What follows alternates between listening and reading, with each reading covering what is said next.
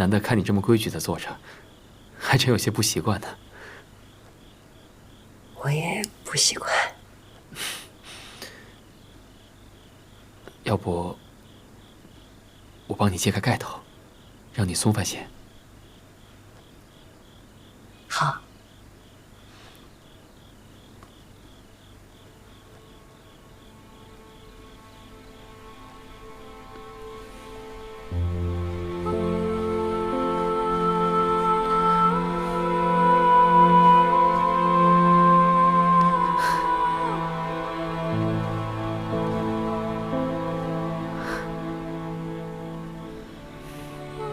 好看，比我想的更好看。你穿红色也好看。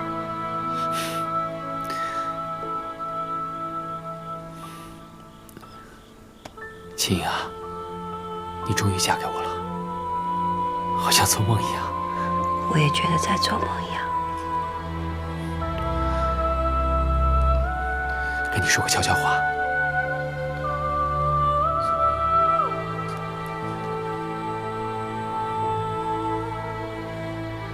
你这样不太好吧？你是我自己选的人，做侧福晋已经是委屈你了。第一夜自然要和你在一起的。她是我的发妻，我会爱敬她，尊重她的。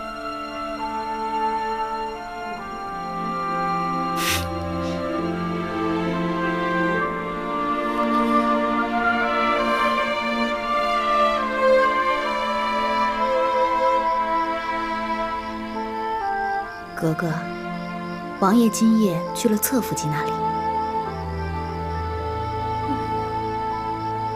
王爷昨夜虽歇在福晋房里，但并未行周公之礼。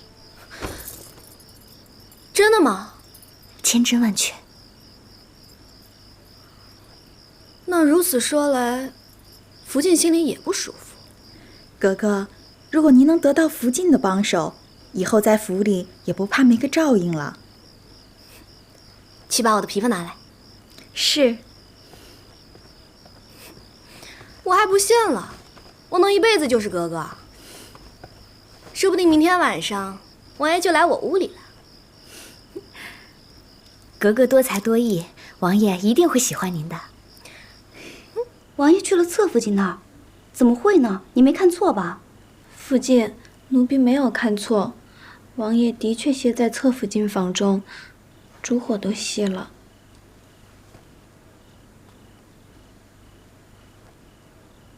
你下去吧。是。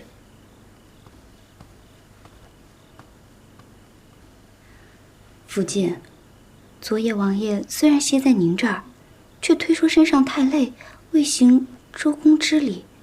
今夜又去了侧福晋那儿，就是侧福晋入府。王爷去那儿也是应当的，但无论如何，总归老夫人说的对，您呐得拿出手段来，对侧福晋他们得好生提防才是。王爷越是喜欢他，我就越得拿出嫡福晋的气度。我得做得更好，比任何人都像一个正妻。王爷无可挑剔，就会觉得只有我才是最适合做嫡福晋的。请福晋安。都坐下吧。谢福晋。册封西苑妹妹为侧福晋的旨意下来了，恭喜岳福晋。当初你跟青音一起进府的时候，我赐给你们每人一支赤金莲花翡翠珠镯，就是希望你们无论身份高低，也能亲如姐妹，不分彼此。如今你也成了侧福晋了，我看着真是高兴。多谢福晋，福晋赏的镯子，妾身和亲福晋每日都戴着。妾身能有今日，多亏福晋调教。你阿玛一直为皇上尽忠，如今皇上身子不好，王爷帮着理政，你阿玛出力不少，皇上要嘉奖你也是应当的。绿云，你刚生下永璋，还是要仔细着身子。谢福晋关心。这说起来啊，青樱、西月和我是差不多一起进府的，玉颜从御史来也不少日子了，连齐莹、海兰和婉音伺候王爷也许久。你们什么时候都能有子嗣，为王爷开枝散叶的才好。是，妾身们没有福庆那样儿女双全的好福气。别着急，慢慢来，都会有的。时候不早了，你们也早些回去吧。妾身告退。父亲，小母亲哥哥不好了！好好说话，这是怎么了？皇上驾崩了！皇上，王爷呢？王爷接到消息，进宫了。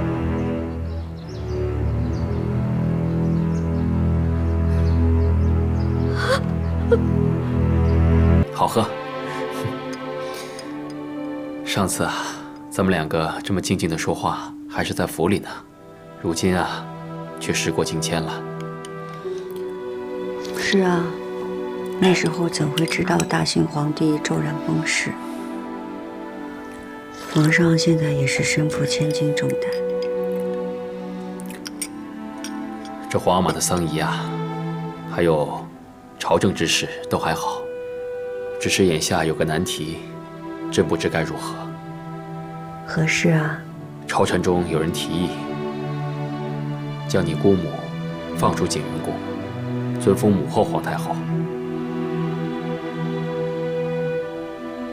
这么多年了，你也希望你姑母出来吧？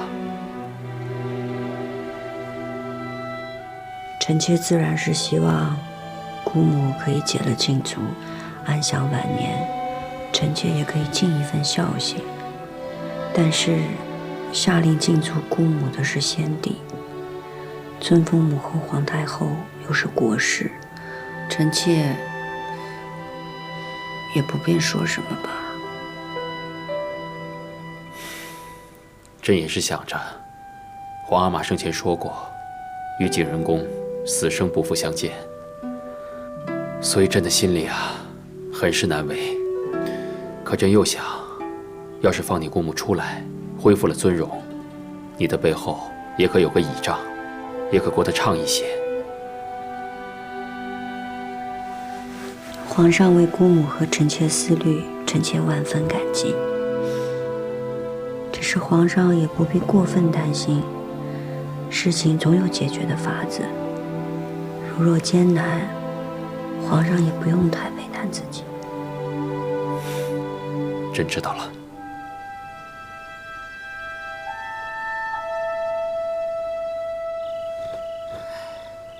真有这样的消息传出来？是，母亲大人一得消息就递话进来，让告诉您知道。大行皇帝没留下任何处置景仁宫，这麻烦就来了。说是张廷玉大人先向皇上提议的，又有几位大臣陆续附议。张廷玉这老家伙，从来就把祖宗规矩、嫡庶尊卑看得比命还大。他要尊母后皇太后，那是防着哀家呢。张大人心里只有规矩，未必是存心跟您作对。哀家还能不知道那帮老家伙？后宫势弱，前朝那帮老臣在皇帝跟前就会更有分量。可朝廷里也不是只有张廷玉一个人会说话。傅家，你去回话给讷亲，他知道该怎么做。是。太后，这事儿不是皇上说了算吗？您直接跟皇上说，您不愿意不就成了？当年选福晋，皇帝就没跟哀家一条心。如今这件事，咱们先别说话。哀家看看皇帝的心意，也瞧瞧到底有多少人惦记着景仁宫那位。一靠手，二靠手，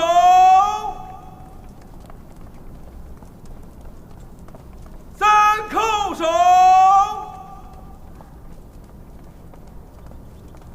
心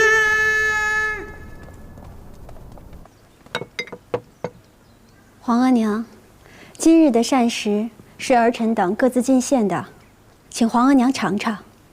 太后，是否先饮汤？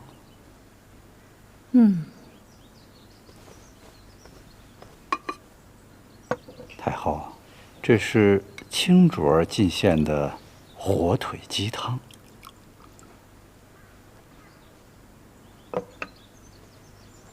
好好的鸡汤，用味儿重的火腿相佐，喧宾夺主。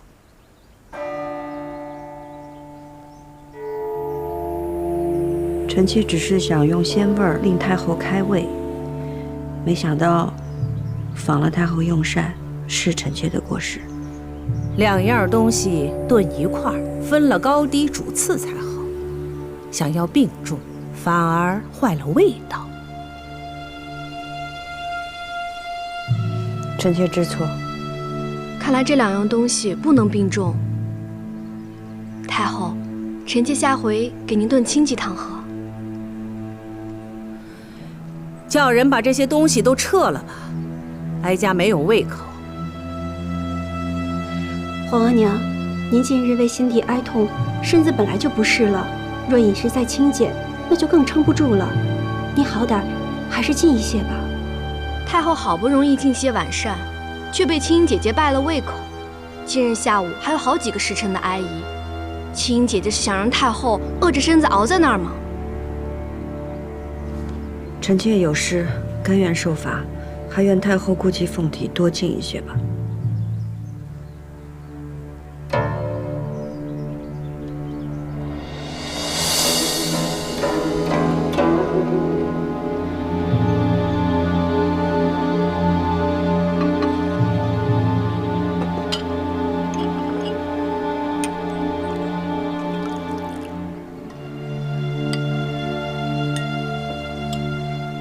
皇额娘，民以食为天，米为食之主，就是因为米是最养人的。先帝在世时最爱喝米粥，你也尝一尝吧。罢了。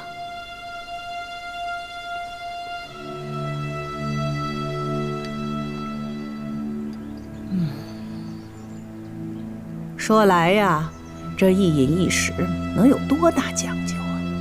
无非是审时度势，不要自作聪明罢了。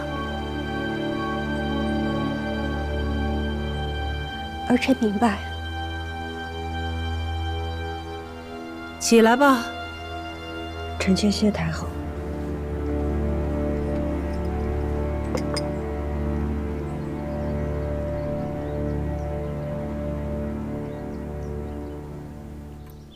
皇额娘真的这般对青音？是。让她受苦了。你送些烫伤药到她阁中，叫她别难过了。这都烫红了，太后的心也太狠了，只是一碗汤而已。你今儿是怎么伺候煮的？是我伺候太后不小心弄伤了自己，不能怪索性。那也是索性没护好煮。你去外头思过去。是。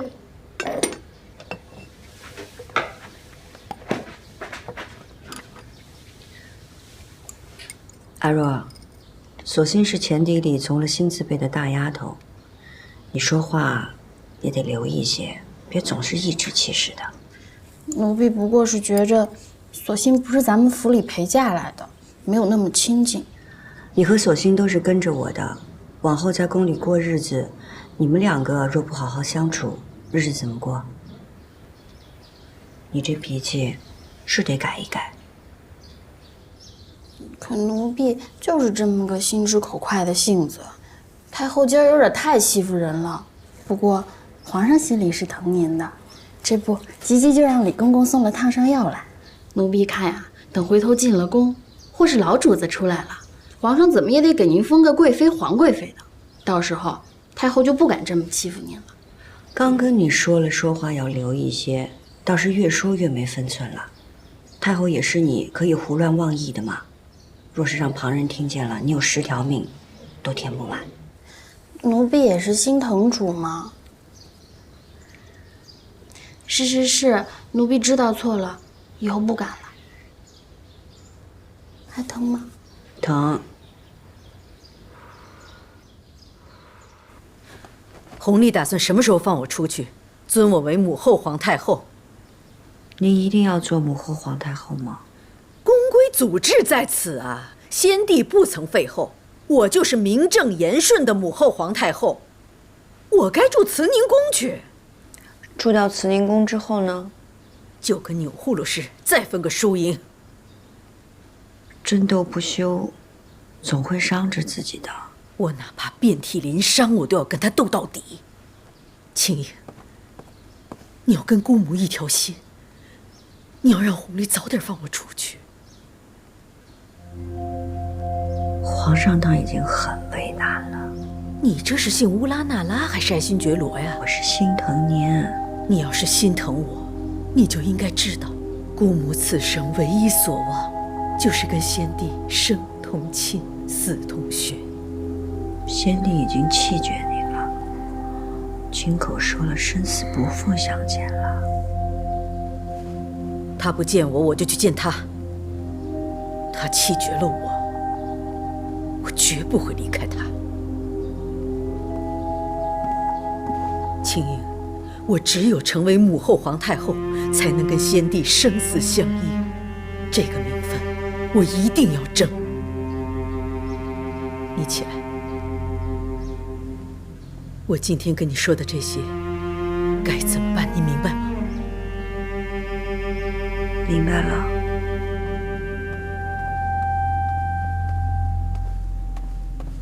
皇上，金主儿来了。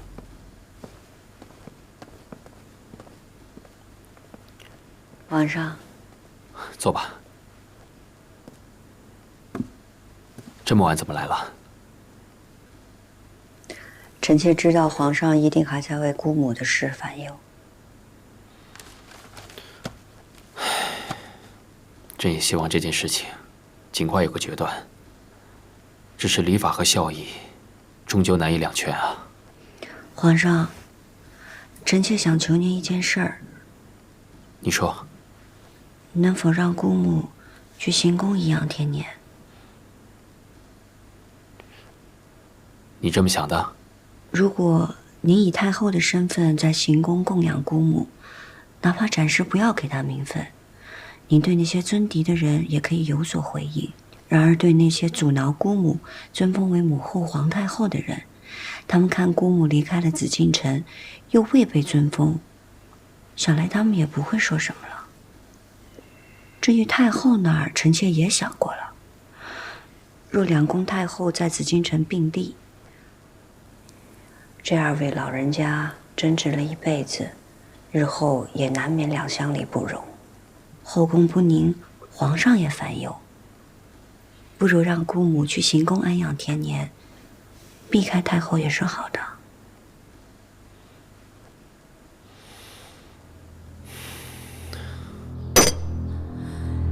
你说皇帝已经暗中安排人去行宫排布事宜了？是，清福晋才离开养心殿，皇上就派人去了行宫收拾殿阁，亦应按太后安养布置。荒谬！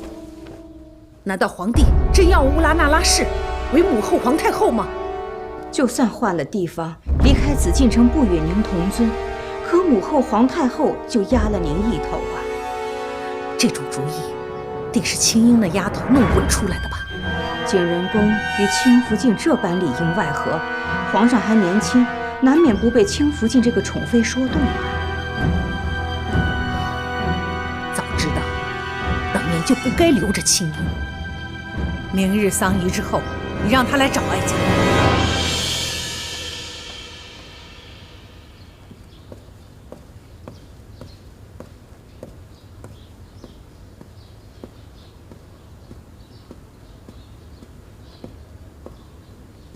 臣妾给太后请安。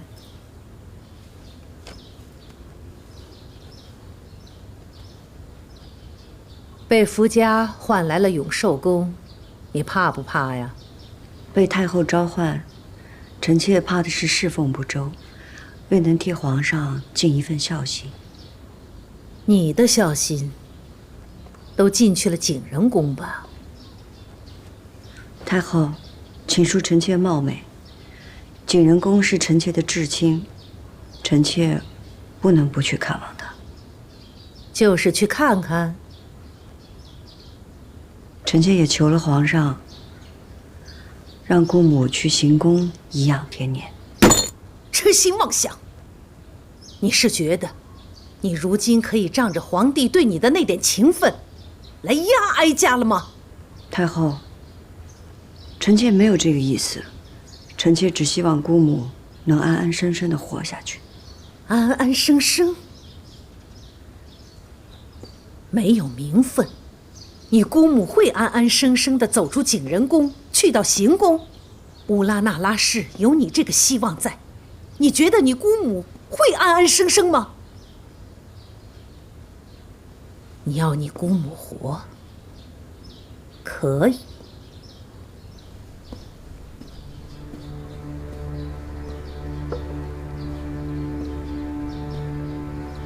除非他没了你这个倚仗，哀家倒可以给他一条活路。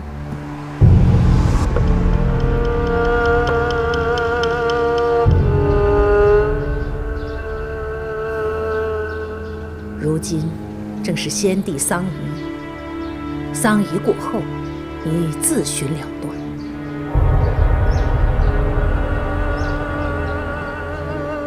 你不求哀家开恩饶恕？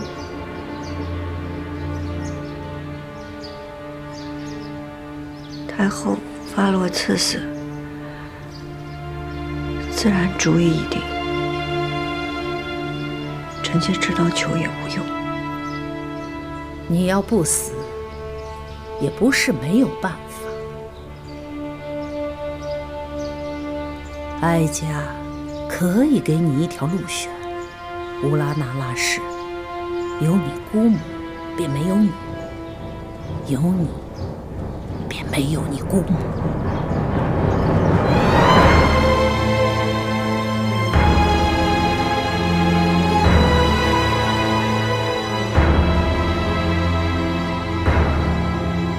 若是臣妾死了，您可否圆姑母和先帝合葬的心愿？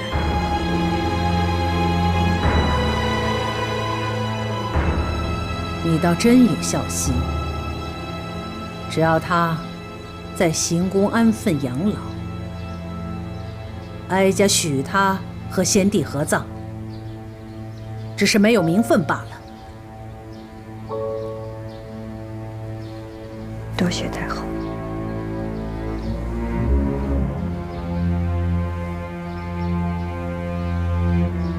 不过，皇帝若是知道你今日与哀家所言，你姑母便会和你一样，活不得。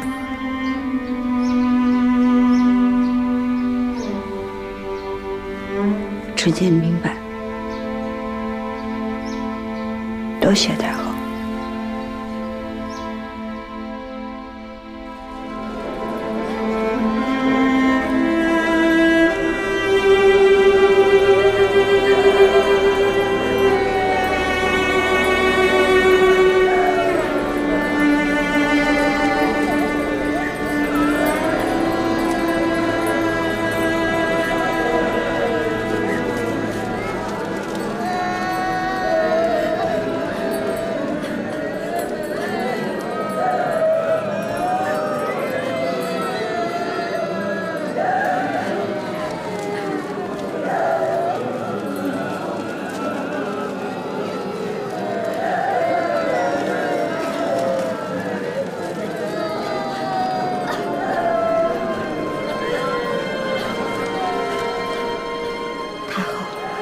青如大约是去了养心殿了，他该不会说出什么来。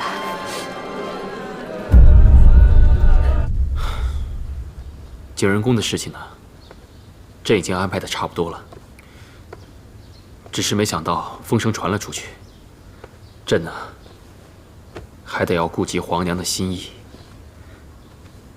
为了安抚皇娘，也为了你姑母，来日能好好颐养天年，按太后奉养他的事，朕还得慢慢安排。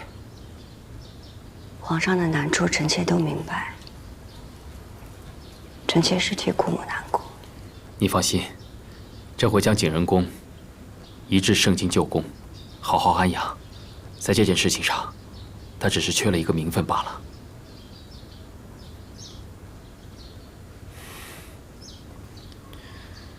后妃与君王失和，吃苦的肯定是他们自己。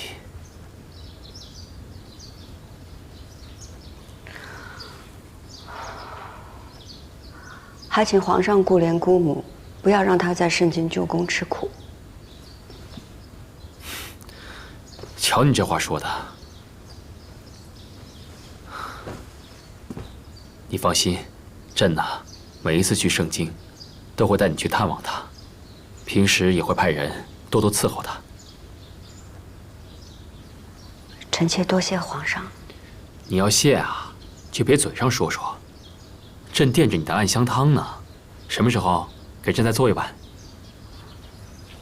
梅花都没开呢，怎么做暗香汤？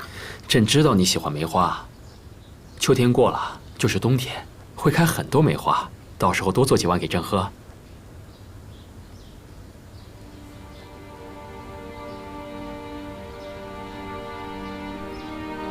你不答应朕啊？臣妾答应。你怎么了？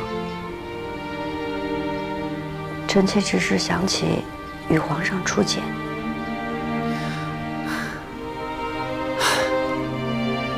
当日咱们一起听了一出墙头马上。墙头马上遥相顾，一见知君即断肠。朕记得，景，你和朕是年少情谊，虽然没有成为嫡福晋，但你和朕的情谊是谁也比不了的，知道吗？臣妾明白。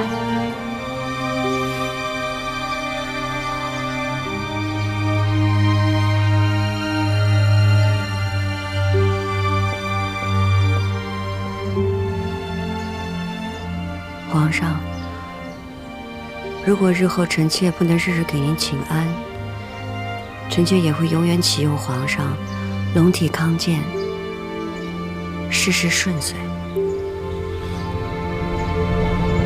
这是干什么？快起来，快起来！来，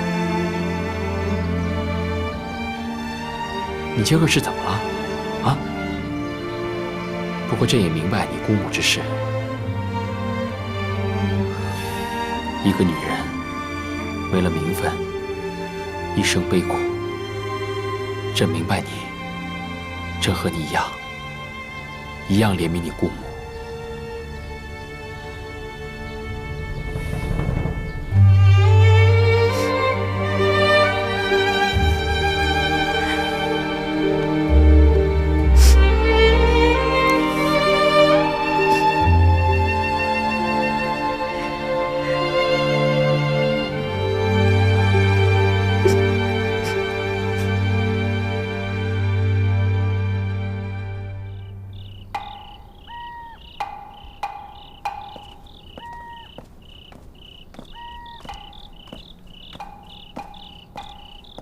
主，老主子真的没指望了吗？那我们会不会受牵连呀？主不该去的，万一这要是被太后娘娘知道了，可就麻烦了。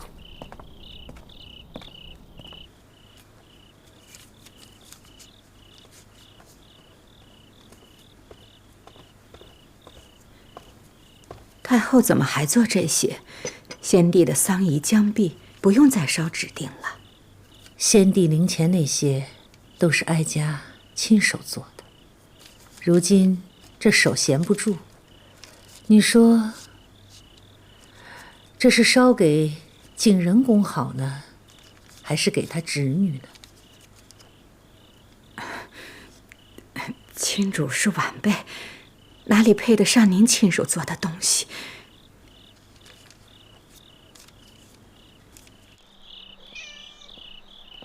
亲主来了。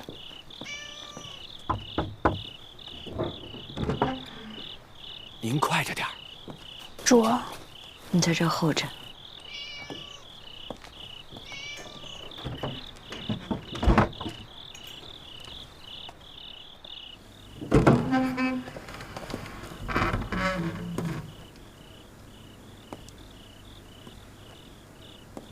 姑母，起来吧，我正要传你呢。我是来告诉姑母，皇上安排了您去行宫颐养天年。怎么颐养天年？不入史册，不赴太庙，来日以无名无分的先帝嫔妃身份下葬，再也不能和先帝同穴而眠。不是这样的，姑母只要安心的在行宫待着，死后会安享爱肉，和先帝葬在一起。这个安排，你是用什么代价换来的呀？皇上疼惜我呀，才有这样的安排。没有钮祜禄氏的授意，皇上会答应你吗？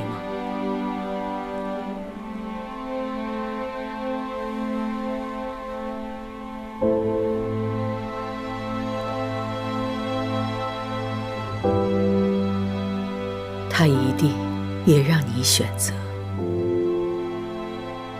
我们姑侄俩，谁能活下来？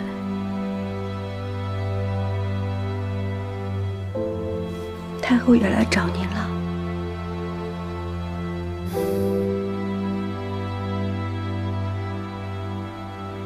青莹，你过来。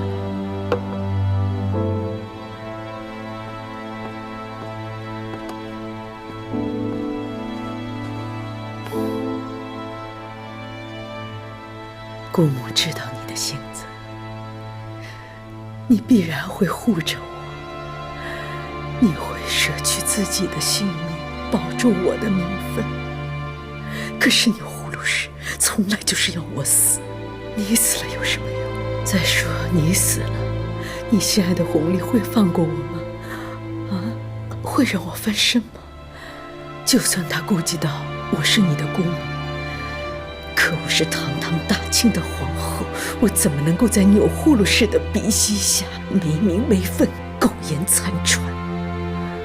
姑母必须得死，他才会让你活下去，你才能够延续乌拉那拉氏的荣耀。姑母，你已经有了皇上的眷顾，你是乌拉那拉氏唯一的指望。你要得宠，你要做皇后。可是姑母，我从未妄求皇后之位，我只想跟皇上恩爱长久。你心里有弘历，对吧？难道不想跟他生同寝，死同穴吗？你只有成了他的皇后，才能跟他生死不离呀。可是富察氏是一个好福晋，她将来也会是一个好皇后。庸庸碌碌，没有心气，乌拉那拉氏怎么就出了你这样一个女子？姑母，姑母，你怎么了？福生，福生，你怎么了？钮祜禄氏给的这碗毒药，不为毒身，只为毒心。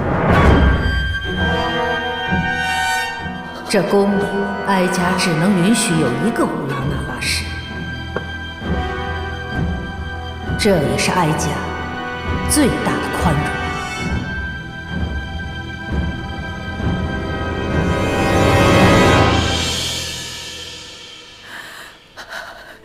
青莹啊，你要看着我死，证明我不是卑鄙自裁，而是有份报比，怪不得任何人。可是姑母，你分明是被太后逼死的。眼下，你我都已无力反驳。你要活下去，你连恨都不要有。你不仅要让有护了氏不杀你，还要让他成为你的助理。你要当皇后，才是为我报仇，更是对我的报答啊！你比我幸运，你已经有皇上的宠爱，千万不要像姑母这样成为一个弃妇。青莹，乌拉那拉氏已经有一个弃妇了，再不能出第二个弃妇了。姑母，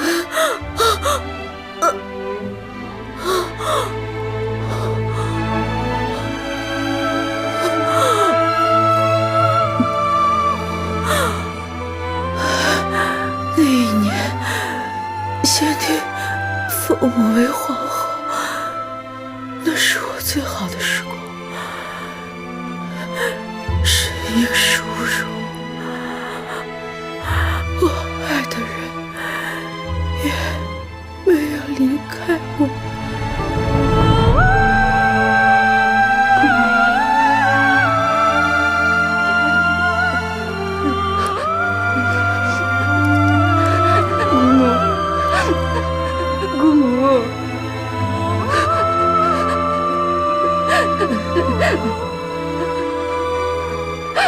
姑母，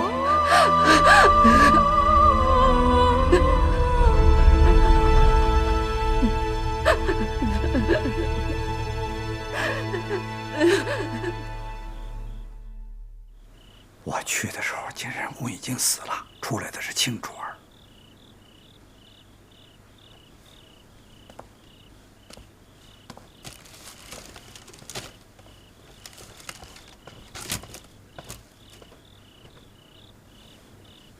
太后，出来的是青主。成汉进去时，晋仁公那位已经气绝了，伺候他的秀夏也跟着自裁了。晋仁公死了，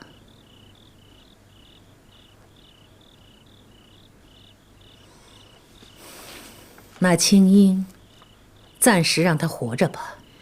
那晋仁公那位，是不是秘不发丧？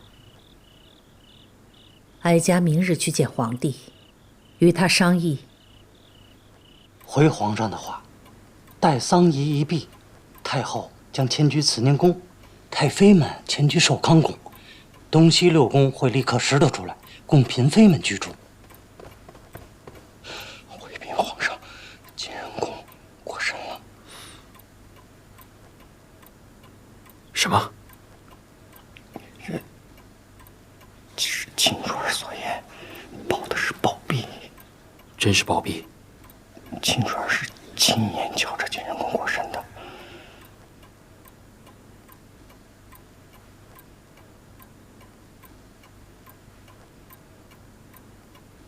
是服毒。毒从何来？之前太后去过晋仁公。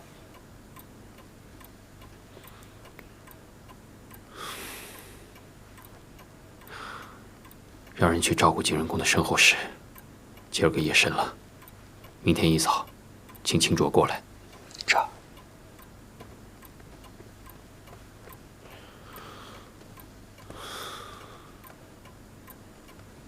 晋仁公过身了，他怎么死的？王清支支吾吾的，也说不太明白，只说皇上也很惊诧于晋仁公骤然离世。王清不敢说，才见晋仁公死得蹊跷。不过不管怎么说，死了便好了。晋仁公活着就是个祸害。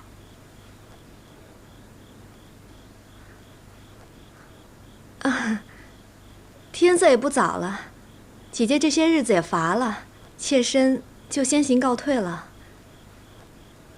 莲心，送侧福晋。是。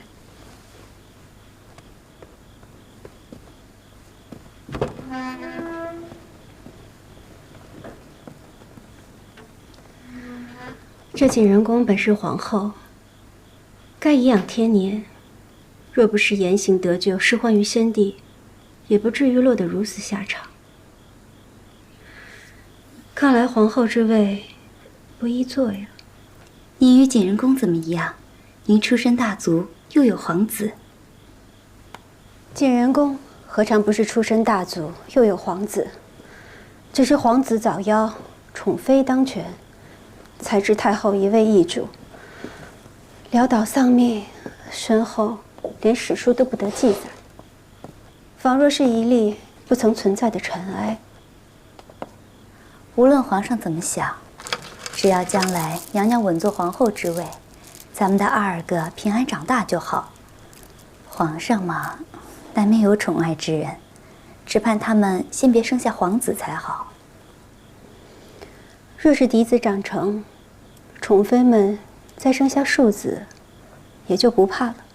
皇上，慈宁宫历来为太后所居，既是太后所居，必得郑重待之。传朕旨意，精修慈宁宫，以供太后颐养天年。既有精修慈宁宫一时就住不得人，那太后可以暂住寿康宫。让太后和太妃们同住，这也太窄巴了点儿。这，皇上小心外太后，奴才立刻去办。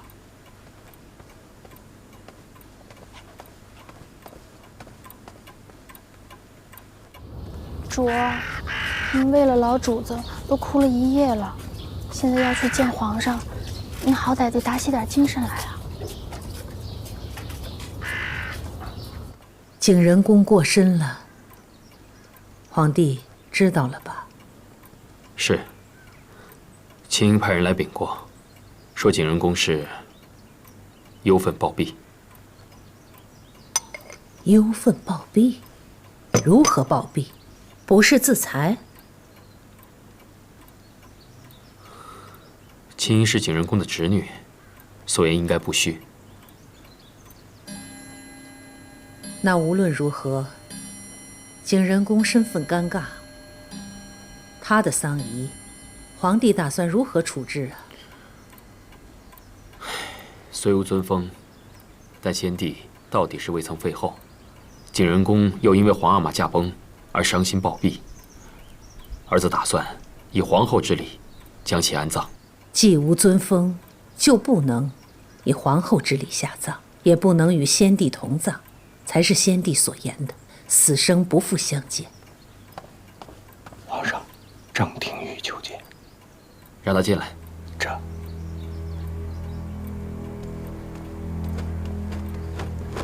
臣张廷玉给皇上太后请安。何事啊？皇上，臣闻听景仁宫暴毙崩逝，特来觐见皇上。后宫之事，前朝之臣也要来干涉吗？启禀太后，后宫之事，外臣本不该干涉。然而，景仁宫是否尊封，已得朝野关注，已属国事。既然是国事，臣就不得不问。尊封之事，尘埃落定，景仁宫已暴毙，事情已了。尊封之事才出，景仁宫便暴毙身亡。皇上，其中曲折实在是令人遐思，臣请皇上一定要细查此事。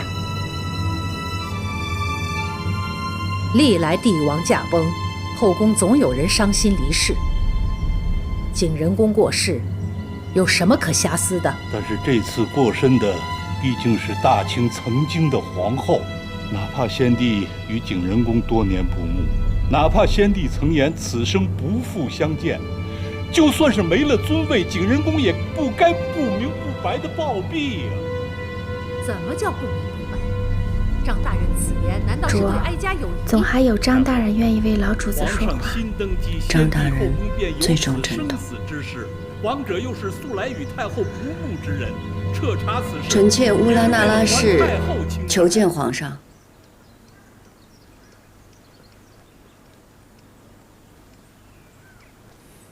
进来吧。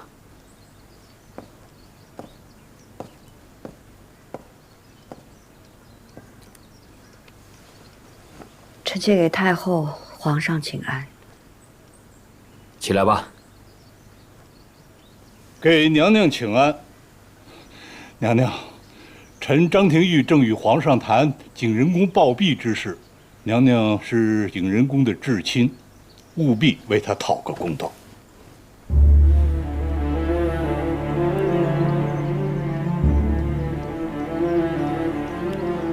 青英啊，景仁宫和皇额娘都是你的至亲长辈，你出言必得谨慎。是。张大人，我因姑母去世，悲痛万分。可公道二字，却不知道张大人从何提起。姑母进足景仁宫，悲愤交加，抱病多年。因先帝驾崩，姑母过分忧心，而居然离世。当时我侍奉在榻前，亲眼看着姑母驾鹤西去的。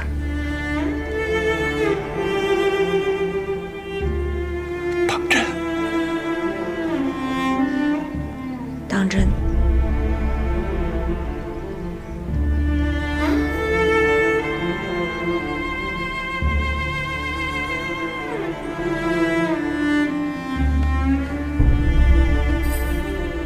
太后、皇上，姑母过身，确是因为太在意和先帝的情分。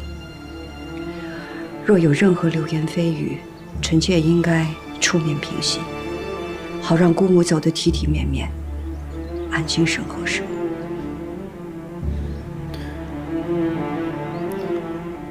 皇娘，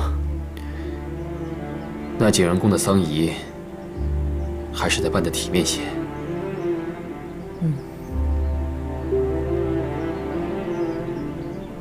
那就按非礼吧，也可葬在嫔妃原寝。下葬时候便不要写什么名分了，免得惹眼。至于灵位遗物，那就一并发还母家就是。张廷玉，臣在。你可有异议？景仁宫身后之事，当以皇上、太后的决断办，臣没有异议。臣告退。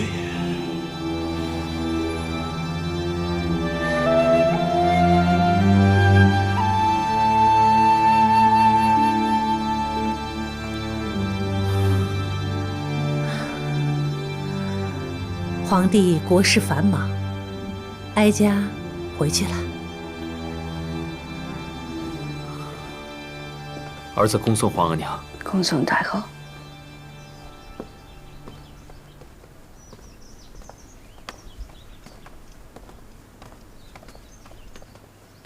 王亲，你也下去。这。青英，此刻只有你与朕，你告诉朕，景仁宫是怎么过身的？皇上，臣妾方才说的都是真的。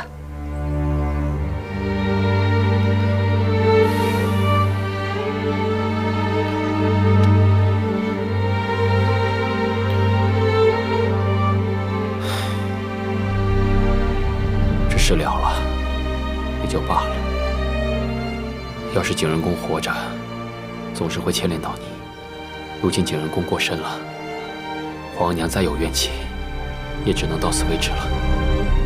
只是这事情虽了了，这些日子你也别到处走动，免得惹人注目。臣妾明白。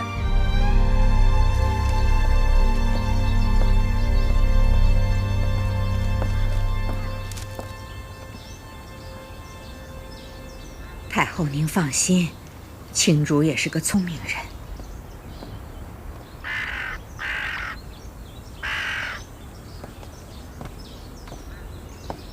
给太后请安。你去吧。这么快就出来了，看来你嘴巴挺严啊，没有背着哀家私下向皇帝告状。臣妾已经当着张大人的面把事情都说明白了。陪哀家走走吧。你姑母到底是怎么死的？说给哀家听听。姑母想要得到母后皇太后的尊位，无非是为了母族的荣耀。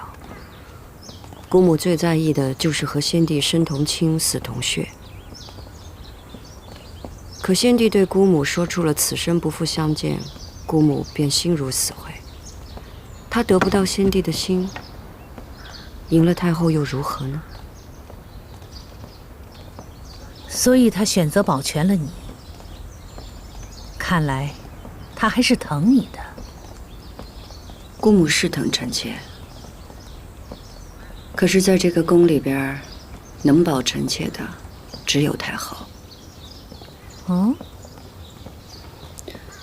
太后并不想要臣妾死，太后想要姑母死，而且死在臣妾的面前。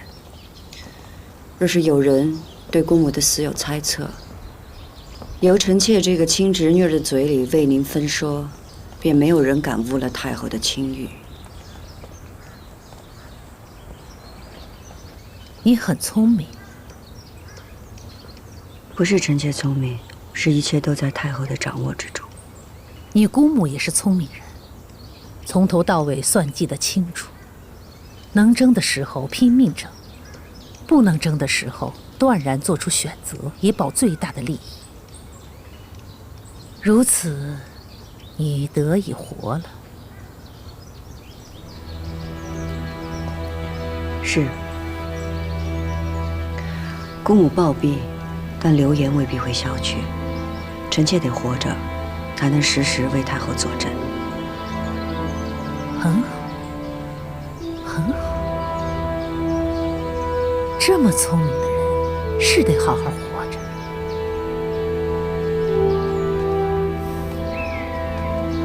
谢太后。主儿。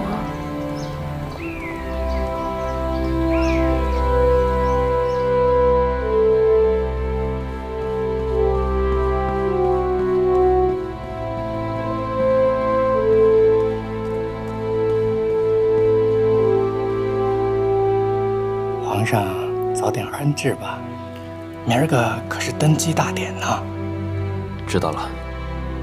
龙袍预备下了，您要不要再试试？既是量体裁衣，不必了。这寿康宫都收拾好了吗？秦理来回话了，说都妥当了。寿康宫虽是太妃的居所，但皇额娘所住的殿寝，务必体体面面的。那是自然的。退下吧。这。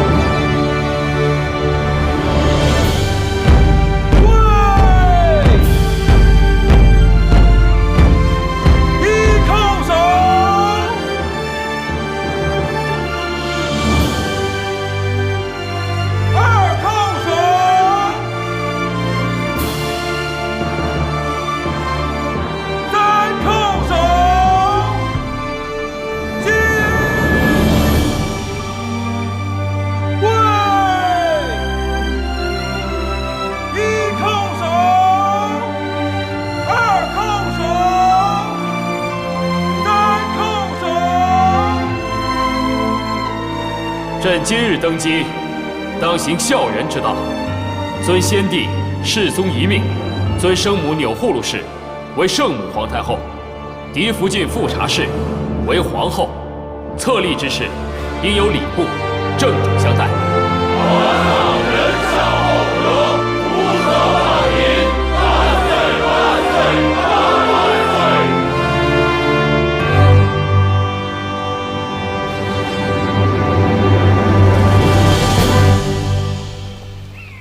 走稳当点儿。太后迁宫是大事儿，皇上孝顺，一直在修葺慈宁宫，想必这会儿都妥当了，只等您安享这玉堂富贵呢。景仁宫的丧仪办得如何了？办了，这白事儿怎么能跟登基大典的喜事儿冲撞呢？所以悄悄地办了。走稳当点儿，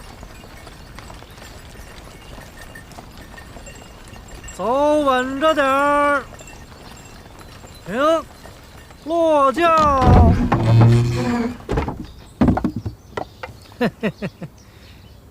太后，咱们到了。怎么是寿康宫？历代太后所居不都是慈宁宫吗？回太后的话，慈宁宫奉旨修葺，暂时还不能住进去。寿康宫是太妃们住的地方，难道让太后和太妃们挤在一起吗？是，所以皇上特意吩咐了，太后暂居的正殿那布置的是妥妥当当的，一点不比慈宁宫差。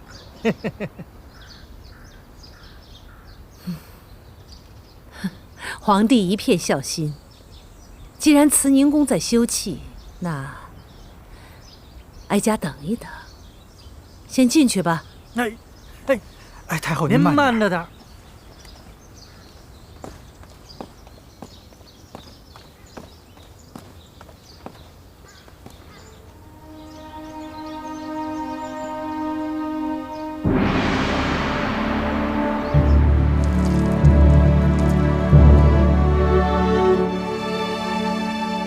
儿臣给皇额娘请安。臣妾给太后请安。起来吧。谢太后。都坐吧。从前自己是个嫔妃，赶着去向太后和太妃们请安，如今一转眼自己都成了太后了。瞧你们年轻一辈的，娇嫩的像花朵。太后自己才是那朵开得最娇艳的牡丹花，不像我们年轻沉不住气，都是经不得细看的蒲柳。小嘴巴巴的，会说话。谢太后夸赞，臣妾愚笨，请太后教诲。今日是皇帝登基之后，你们头一回来请安，哀家也有几句话要嘱咐。皇帝年轻，宫里嫔妃也就你们几个，往后不管是人多还是人少，哀家眼里见不得脏东西，你们自己都好自为之。多谢太后教诲，臣妾谨记于心。皇后，哀家和几位太妃们都已经移居到寿康宫了，东西六宫很快就收拾出来了，给你们安居。身为皇后，安定后宫乃是你身应之责。儿臣明白，皇上登基分六宫、定位分、册嫔妃，这些事情儿臣都会一一办好。若有不懂，还请皇额娘指教。除了这个，还有一件事。古来重长子，重嫡子。皇帝已经有了庶长子永璜，嫡长子永琏，还有一子也很重要。皇上登基后的第一子已称吉祥，极为贵重。所以你们几个要加把劲儿，把皇帝登基后的第一个皇子好好生下来。是。太后，福建新贡的柚子酸甜凉润的，您尝尝。哎呀，费那么大力气，拨他干什么？哀家吃不了几口。能入您的嘴，哪怕是一口，也是这幼子的福分。真正有福之人，也不会住在这寿康宫。皇上也是孝心，想把慈宁宫修得舒舒服服的，再让您挪过去。皇帝明里说是孝顺，可暗里一声招呼都不打，就把哀家送来了寿康宫，心思颇难揣测。也是，住在这儿名不正言不顺的，也不是太后的正经居所。要是哀家想早日搬进慈宁宫以正名分，还得借把东风，也看看那个人到底有没有用。皇娘住进寿康宫，没什么不满吧？都挺好的。寿康宫虽然小了一些，但布置也倒雅致。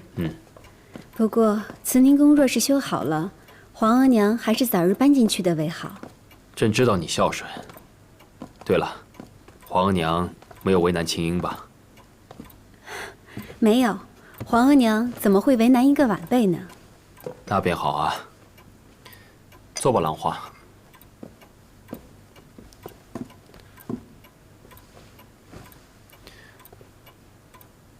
兰花，你可知这养心殿为何以养心为名吗？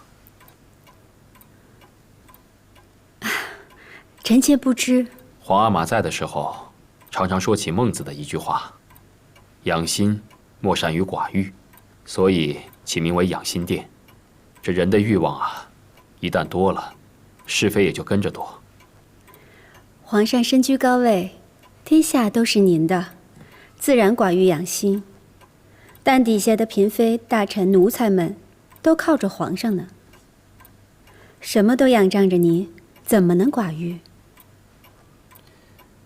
所以啊，朕希望你能够管束后宫，让那些无端升起的是非都能消退。如此一来，朕的后宫才可清清静静。臣妾明白，只是臣妾无能，只怕做不好。怎么会呢？你贤惠大度，只要用心做，怎么会做不好？再说了，若是有什么不懂的地方，也可多多请教皇额娘。皇上对臣妾的期许，臣妾都记在心里，绝不敢忘。好。皇上，你也累了一天了，早些安置吧。皇后也早些歇息。臣妾告退。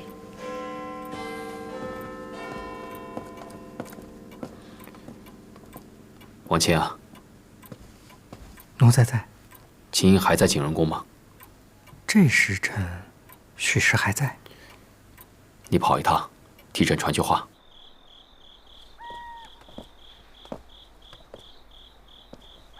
给金主儿请安。这是皇上让您送来的。是。皇上知道金主儿在此守丧，劳心伤神，特意嘱奴才送来这玉镯参汤，让金主儿安心养神，保重身子。皇上还说，眼下这局势，金主儿颇为艰难。皇上从未忘却金主儿和皇上是心意相通的人。亲主若有不顺心之时，想想皇上这句话，再不顺心也能安心了。皇上的心思我明白了，劳烦王公公深夜走一趟。奴才告退。走。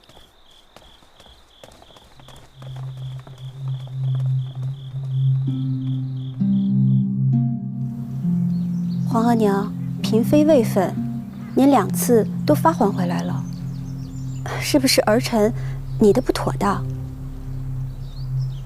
你是怎么拟的，又是怎么改的？你是皇后，事事要思虑周全。皇额娘是不满意乌拉那拉氏的位分，儿臣未能及时明白皇额娘心意，是儿臣的错，还请皇额娘教导。乌拉那拉氏呢？她在景仁宫守丧3日，今日应该礼毕，那他应该已经来了。傅家，太后，青主已经到了，那让他进来吧。